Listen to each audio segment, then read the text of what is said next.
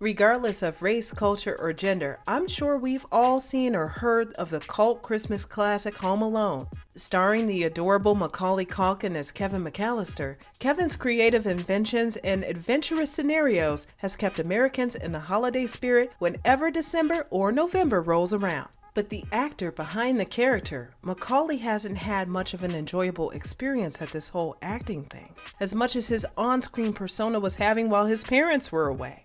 Well, before he realized how much he missed them, that is. Becoming an overnight sensation sounds like a dream come true for some, but for Mac, Baby Boy wasn't here for none of it. In fact, he never was. As soon as he hit those teen years, Macaulay's engine check light switched on. He was mentally checked out, leading to one of the most depressing downfalls anyone has ever seen in Hollywood. First came the downfall. Well, first came Michael Jackson, then the downfall. Then the drugs, followed by the arrest, and a whole lot of complications within the entertainment industry. Macaulay Culkin, despite being a staple to some of y'all's childhoods and being attached to wholesome memories, like that one Christmas back in '98 when your aunt messed up her good wig messing with your nieces and nephews, hasn't enjoyed his journey as one of the most famous actors to ever come out of Hollywood. And all from one role, might I add. Something most actors and actresses can only think about achieving. Mac and his 6 other siblings are the children of Christopher Kit Culkin, unfortunately, and Patricia, who weren't able to give their children the best living situation. Growing up on East 94th Street in New York in a railroad apartment wasn't easy by any means. Their apartment was as big as a hallway, didn't have separated doors, and yet that didn't stop Patricia and Kit from popping out babies left and right. All of the Culkin kids were made to be actors and actresses. In fact, it seems as if Kit Culkin only wanted to have kids in order to fulfill his dream of becoming an actor, which never quite took off. Macaulay wasn't even the chosen actor of the bunch, his father insisting that his brothers be prioritized more than him. Little did they know, Lil Mac would be their golden ticket to Hollywood's golden gates. By the age of 4, Macaulay Culkin was on the path to superstardom, appearing in a few films in the 80s, landing roles in movies like Rocket Gibraltar and Uncle Buck. His kids were scoring major projects while Kit Culkin, on the other hand, sat back living vicariously through them. The peak of his own acting bid was left back in the late 1900s, mid-1900s, back in the 60s, when he was an extra on the Broadway version of West Side Story and Hamlet in 1964. After one incident left Kit ridden with shame and hurt, he vowed to never act again. Now, what could have been so bad that it would have one saying sayonara to their dreams forever? Portraying a blind character, Kit was a little too into his role and spun right off the stage, taking a nosedive right into the audience. Well, that'll do it. Contrary to whatever his daddy was talking about, Mac was clearly the superior talent. Casting directors loved him. He was daring and highly charismatic. After his stint on Uncle Buck, which earned him over $60 million, Macaulay's family began to depend on him for financial dependency. Kit still wasn't seeing what everyone else saw in Macaulay, but none of that mattered because Macaulay was the one. Before they knew it, Macaulay would get the role of a lifetime and change his as well as his entire family's lives from that day on. Director and writer John Hughes came up with the concept for his movie, Home Alone, whilst writing down a list of things he didn't want to forget on a trip to Europe.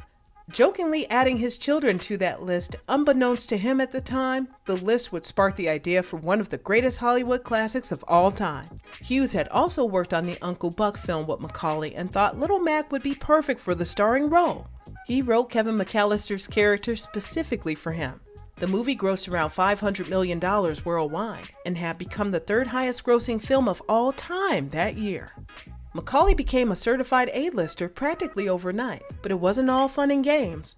A job is a job, and that's exactly what it was for him. He went to set, rehearsed his lines, and did what he was told, over and over and over. Macaulay never even got to choose what films he'd like to be in, his parents obtaining all control over those decisions. He never even read the scripts he was given entirely. Similar to how a child gets up, brushes his teeth, washes his face, and puts on aftershave in Kevin McCallister's case, working on movie sets became a mundane routine for Macaulay. After a while, he felt less like a human and more like a robot, causing tension between him and his dad. The Culkins still weren't mega rich even after Mac scored Home Alone. In fact, he only made a total of $100,000 for his part in the film. His dad often accompanied the set since child labor laws only granted children 10 hours a day. With Mac flying in and out of states, Kit Culkin had to stay by his side. His father went everywhere with him, and yet Macaulay wasn't close to his dad whatsoever. His dad never liked him, so imagine being stuck in hotel rooms all day with someone who's supposed to love and care for you more than anything, who hates you. Kit Culkin was high-key abusive toward little Macaulay, both physically and mentally. He was downright jealous of his own son because he was getting everything he never got. On top of having your own biological father be your op, the fame that came with the Home Alone franchise was piling up. Mac couldn't even walk down the street incognito without people surrounding him. No one around him, not even his siblings, could truly understand what Macaulay was feeling. However, there was one person in particular who Mac could depend on and felt safe whenever he was around. That person just so happened to be one of the most famous men to grace our planet. Long live the king of pop, rock, soul, all of that. Macaulay Culkin's relationship with Michael Jackson doesn't come as a surprise if you take into account their similar childhoods. Joe Jackson literally whooped the Jackson kids into shape, propelling little Michael to become the biggest entertainer to have ever lived. And Kit Culkin abused little Macaulay right into childhood superstardom. Both grew up being terrified of their fathers. Both spent their childhoods working their butts off to accomplish their dad's dreams, and not necessarily their own. Both robbed of an upbringing out of the spotlight. I mean, if we take away the huge age gap, Mike and Mac's friendship wasn't all that concerning, but I can see why others may think otherwise. Nevertheless, you'll never truly understand unless you've gone through similar traumatic experiences. Despite quite literally being the breadwinners of their families, Joe and Kit initially targeted Michael and Macaulay, beating down their self-esteem and belittling them at every chance they got. When Home Alone 2 Lost in New York rolled around in 1992, Macaulay was already set in stone as the biggest child actor in Hollywood. That $100K was pocket change compared to the $4 million he'd receive starring in the sequel. By this point, he was the highest paid child actor in Hollywood since the likes of Shirley Temple. His father being rated the 48th most powerful person in Hollywood since, after all, in order to get Macaulay, you'd have to reach his dad first. His next film, The Good Son, did moderately well for a non-Kevin McCallister related film, garnering around $60 million at the box office. But right before reaching those disastrous teen years, Mac just wasn't here for the non-stop hamster wheel he'd been on since he was just a wee youngin'. He wanted out, but his dad just wouldn't let him. Kit Culkin was mean, vindictive, and narcissistic, often using his power and the fact that he was Mac's dad to control his kid. The next thing I knew, I was on the next set doing the next thing, and it just kind of clicked in my brain. Okay, there's basically nothing I can do to make this stop. I was making God knows how much money, and Kit was making me sleep on the couch just because he could. Just to let you know who's in charge, and just to let you know if he doesn't want you to sleep in a bed, you're not going to sleep in a bed. By the time Macaulay's next batch of movies came about, it was evident that they, the people, weren't feeling Mac outside of his role as Kevin. Approaching the mid-90s, enough was enough, and Macaulay said farewell to acting for good. Well, the next decade at least. He was no longer going to be exploited by his dad, and was tired of having no say in literally anything in his life. In the midst of a custody battle, Mac as well as his siblings desperately wanted to go with their mother, Patricia. But his dad was not having it. Out of fear his father could potentially win, Mac decided to take both of his parents off of his trust fund so they wouldn't get a hold of his millions. But in actuality, it was so that his dad wouldn't get custody. Mac knew that it was never about the kids for his father, but about his fortune. Even more so, it was about control. Controlling Macaulay's life, controlling the mother of his kids, and controlling those in Hollywood. Kit gave up his rights to his children and hasn't spoke to Macaulay ever since. Kit Culkin also gained a terrible reputation all throughout the business. Everyone who worked with that man has a horror story. Everyone! In the meanwhile, Macaulay wanted to know what it was like to be a normal kid. He enrolled in a high school and set out to live his best life the way he knew how. The tribulations didn't stop when his acting did.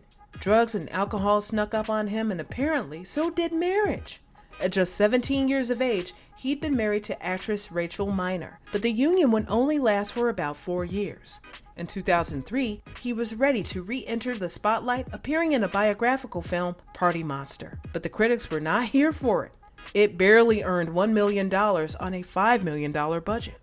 Okay, let's try this thing again. His next film, Saved, was more of a comedic supporting role and did far better than his comeback did. But right as the road was looking a tad bit clearer, Macaulay would be arrested for possession of marijuana, Xanax, and Klonopin. Insisted that yet again the media had blown his arrest completely out of proportion. Better yet, y'all lucky he wasn't out here strung out on heroin, let Mac tell it. After divorcing Rachel in 2002, he'd hop into another relationship with Mila Kunis that was kept extremely private. They dated for 7 years, but would barely be seen out together. Popping the big question to Mila wasn't the hard part. The hard part was her outright rejecting the proposal every time he did it. Yes, I said every time. The relationship was going downhill, and so did Macaulay's life when he got the devastating news of his older sister, Dakota Culkin, being struck by a car whilst walking in LA. The driver tried their best to aid her, but it was too late, and she succumbed to her injuries at a hospital. The loss, like you'd expect, crushed the Culkin family. On top of grieving his sister, Mila and Macaulay's relationship also took a loss.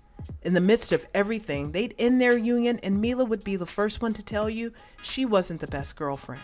The split was horrible, hinting that she either cheated on poor Macaulay or the relationship just wasn't giving what she needed it to have gave. During this time, it was more than evident that Mac was going through it. He dropped weight faster than 50 Cent did for that one movie no one went to see and looked completely out of it. Soon enough, the blows wouldn't cease, and he'd be hit with more devastating news. The king himself was pronounced dead in 2009, and if it was tough for you hearing the news of Michael Jackson's passing, you can imagine what his best friend had been feeling. Macaulay was beyond heartbroken and says that the drug usage during this time was heavy. He'd start a podcast where he'd cover songs while playing a toy trumpet, all whilst being covered in pizza. And in 2016, the Daily Mail got a hold of his sperm donor, Kit Culkin, who professed that his son, the Macaulay Culkin, wasn't his son anymore. After losing custody and control of all Mac's money, Kit packed up his belongings and headed out west, where he's been living with his wife Jeanette for over 20 years. Recovering from a stroke he had back in 2014, Kit doesn't leave that little house much, nor does his wife, who also is said to be dealing with an illness. He has to get things delivered to him and has a caretaker visit him once a week for a few hours to tend to his and Jeanette's needs. A year before Kit's stroke, his son Mac up and moved to Paris, where he stayed for 4 years and loved every bit of it. The people recognized him, but didn't care about him being some famous actor. They treated him like he was one of them, something Mac had longed for. Something he also longed for was to be next to his now wife, Brenda Song, better known as London Tipton from Disney Channel's The Sweet Life of Zack and Cody. After meeting on the set of Changeland in 2018, the two surprisingly hit it off, got engaged, and have been going strong ever since. Traumatized by his childhood, Mac never thought he'd have kids of his own, yet in 2021, he and Brenda welcomed their baby boy, Dakota, named after his sister. Sometimes it takes that one person to put the battery in your back, and for Macaulay, that person was Brenda. He began another podcast, has done numerous films, and even appeared in American Horror Story, which was met with positive reviews in its 10th season, his character quickly becoming a favorite amongst viewers. Out of hiding, he's been open to public interviews and has appeared on several podcasts such as Joe Rogan's, and stays pretty active on the socials. His life hasn't been easy by any means, and his son may never meet his grandpa, but Macaulay is grateful for how his life is playing out. His new role as fiance and father is the best gig he's ever booked, and for his dad, well, you reap what you sow. Are you surprised by Macaulay Culkin's past? Let us know your thoughts and opinions down below in the comments, and stay tuned for more true celebrity stories.